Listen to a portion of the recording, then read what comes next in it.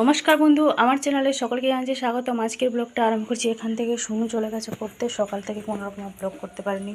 তাড়াহুড়ো করে রান্না বানাচ্ছি, চান ফান করে ভগবানকে সেবা দিয়ে চলে গেছিলাম ছাড়তে। জাস্ট একটু আগেই দিয়ে এলাম। এসে এই যে চায়ের বাসনগুলো আছে, এগুলো সব এখন মাজবো। আজকে অনেক কাজ, ঠাকুরের সব ঘটপটগুলো মেজে রেখে দিতে হবে, কারণ কালকে আর আমার সময় হবে না। কালকে যেহেতু শুনুর পরীক্ষা, আজকে ছুটি, সেই জন্য আজকে ভাবছি কিছুটা কাজ এগিয়ে রাখবো। অনেক কিছু ঠাকুরের জন্য সাহায্য কেনাকাটা করতে হবে, যেহেতু বৃহস্পতিবার বলে কথা। পরশু দিন আজ থেকে যদি কেনাকাটা না করে রাখি, কালকে আমার সময় হয়ে উঠবে না। কাল ওখানে থাকবো স্কুলে 1:30টা পর্যন্ত। এদিকে শুধু ওই আপাতত ভাতটা বসিয়ে দিয়েছি। আজকে শুনুর তাড়াতাড়ি ছুটি হয়ে যাবে, যেহেতু আজকে কম ওই ডাউটগুলো জাস্ট সলভ করার জন্যই গেছে। সেই জন্য যখন তখনও শুনু ফোন করে দিতে পারে। ওই জন্য এখনও পর্যন্ত কিছু সবজি কাটাকুটি করিনি। এই মাত্র আমার ঘরে বিছানাটা ঝেড়ে গুছিয়ে পরিষ্কার করে দিয়ে ঘর দৌড় আরেকবার করে ঝাঁট দিয়ে এই মাত্র কী করবো, একা হাতে তো সব কিছু গুছিয়ে গাছিয়ে করতে হচ্ছে। এদিকে আবার শুরু পড়া আছে, ওকে নিয়ে যাওয়া নিয়ে আসা। ও কালকে আবার একটুখানি চিকেন করে দিতে হবে, ও কালকে চিকেন খাবে। হ্যাঁ, কালকে ওকে নিয়ে সঙ্গে নিয়ে আমাকে যেতে হবে চিকেন আনতে। তখন তাহলে এদিকে জলটা গরম হয়ে গেছে, চালটা দিয়ে দিই। এই যে বেজে গেছে 9টা 5, এই এলাম বাড়িতে। এইগুলো মাশরুমটা কেটেছি, আর এই যে বরবটি কড়াইটা কাটতে কাটতেই শুনু ফোন করলো যে আমার হয়ে গেছে মা, তুমি চলে আসো। কী অবস্থা মানে না। এই যে ভাতটা হতে হতে ভাতটাকে বন্ধ করে রেখে আমাকে যেতে হয়েছিল। কিচ্ছু করার নেই। ভাত যা হওয়ার হয়ে গেছে, কি আর করব বলুন। ভাতটা আবার নামিয়ে নিই, কিছু করার নেই। একা থাকলে এটা হবেই হবে।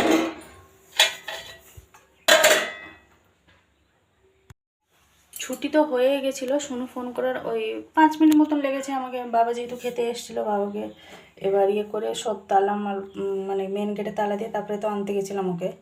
এবার আসার সময় শুনুকে নিয়ে কারেন্ট অফিসে গেছিলাম, সেখানে বিল জমা করলাম। ফুলের দোকান থেকে কিছু টুকিটাকি সাজগুলো কেনা ছিল ঠাকুরের, তুলোবাতি, ধুনো, এইসব যাবতীয় যেগুলো লাগে ওই টুকিটাকিগুলো কিনে আনলাম। কিছুটা কালকে যেন হালকা করে নিলাম। আর তারপরে একটু টুকিটাকি কেনাকাটা করে আস্তে আস্তে এই দেরি হয়ে গেলে কিছু করার নেই। ভাতটা যে নামিয়ে নিই, যা হওয়ার হয়েছে, আর কিছু করার নেই। এই যে এদিকে সব রান্না বান্না হচ্ছে আমার। শুনুর জন্য একটুখানি ওই যে 2টো ডিম করে দিচ্ছে, ওই জন্য ডিম আলুর তরকারি। আমাদের ওই বরবটি আলুর তরকারিটা হয়ে গেছে, এবার এই মাশরুমটা একটুখানি করবো। আজকে অনেকটাই দেরি হয়ে গেছে, 10:30টা বেজে গেছে, এখন আমার রান্না বান্না শেষ হয়নি। আপাতত বরবটি তরকারিটা হয়ে গেছে। ডিম তরকারিটা হয়ে গেলে শুনু ভাত খাবো। ওদিকে মাশরুমটা বসাবো, ডিমটা ওই জন্য আগে থেকে ভেজে নিচ্ছি। আর মশলাটা যেহেতু বাটাটা ছিলই ফ্রিজের মধ্যে, ওই জন্য কোনো রকম আর মশলা বাটতে নেই। শুধু মাশরুমের জন্য একটুখানি পেঁয়াজ, সর্ষে আর শুকনো লঙ্কাটা পেস্ট করে নিলেই হয়ে যাবে। একটুখানি গরম জল বসাবো, শুনু চান করবে, আবার আজকে শ্যাম্পু করবে। 12টা বাজতে যায়, 10 মিনিট মতন বাকি আছে। রান্না বান্না তো সমস্ত কিছু কমপ্লিট, মাজামুজিও করে সব রেখে নিলাম বাসন কুসনগুলো। সব কিছু মাজামুজি কমপ্লিট হয়ে গেছে। শুনো এই শ্যাম্পু করলো, জল তোর 1 বালতি গরম বসিয়ে দিয়েছিলাম ওই ওয়াটার হিটারে। এই যে সমস্ত কিছু মাজামুজি করে রেখে নিলাম। একটুখানি রান্নাঘরটা একটুখানি মুছে পরিষ্কার করে নিলাম।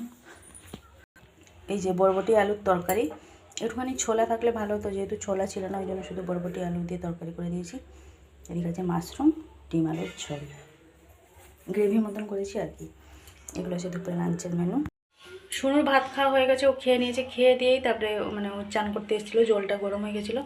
অনেকদিন হলে শ্যাম্পু করবে। রবিবারে অনেকটা দেরি হয়ে গেছিলো, প্রায় 1টা মতন বেজে গেছিলো, 1:45 মতন। ওই জন্য আমি আর ওকে রবিবার দিন ওকে শ্যাম্পু করে নিই। কালকে যেহেতু পরীক্ষা ছিল, কালকেও করে নিই, ওই জন্য আজকে করলাম। আজকে করে নিই, আজকে যেহেতু ফাঁকা আছে আজকে করে নিয়েছে। আপাতত এখন আর কোনো কাজ নেই, এখন একটুখানি বসবো। বেজে গেছে দুপুরে 2:10, খাওয়া দাওয়া কমপ্লিট। শুনু তো খেয়েই নিয়েছিল, আর আমিও খেয়ে নিলাম। কাকা এসেছিলো, খেয়ে চলে গেছে, আর আমিও খেয়ে নিলাম 2টো ভাত।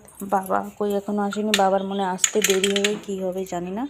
শুনু এখন টিভি দেখছে, ওই ভাবছি শুনুর সাথেই ওখানটা বসে বসে লজেন্সটা করে নেব। আজকে আমার আমার ভাইয়ের যে বিয়ে ছিল, আজকে ওদের হচ্ছে রিসেপশন পার্টি।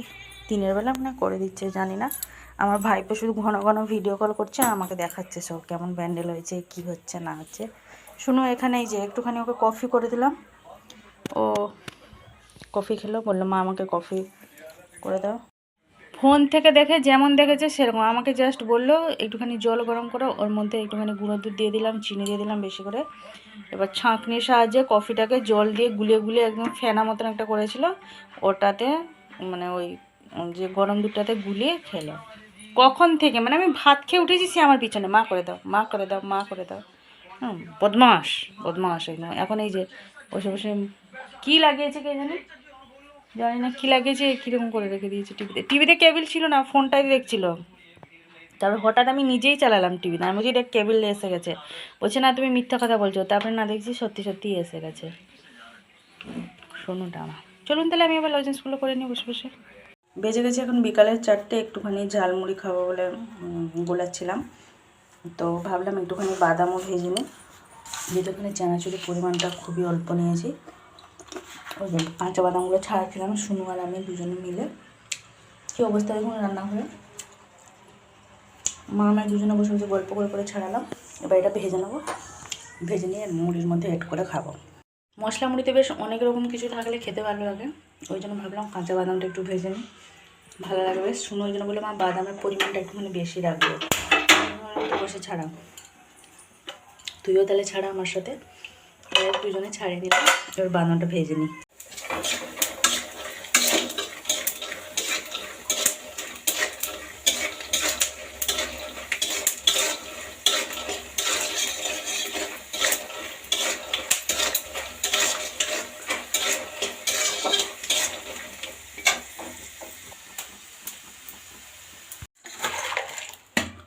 বাদামটা ভাজা হয়ে গেছে, এই যে বাবা খুন্তির সাহায্যে গুলিয়ে নিচ্ছি।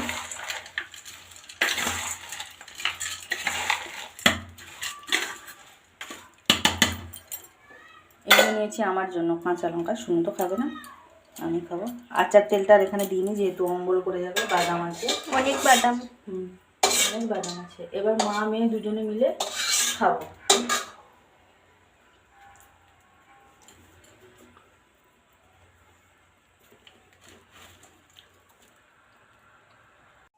বেজে গেছে এই যে 5টা 15 মতন, আমার তো রুটি ফুটি সব কিছু কমপ্লিট, সন্দেহ দিয়ে দিয়েছি, গেটে তালাটাও দিয়ে দিয়েছি।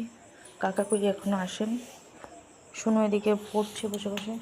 এই যে একটা ধূপ জ্বেলে দিয়েছি, প্রচণ্ড পরিমাণে মশা।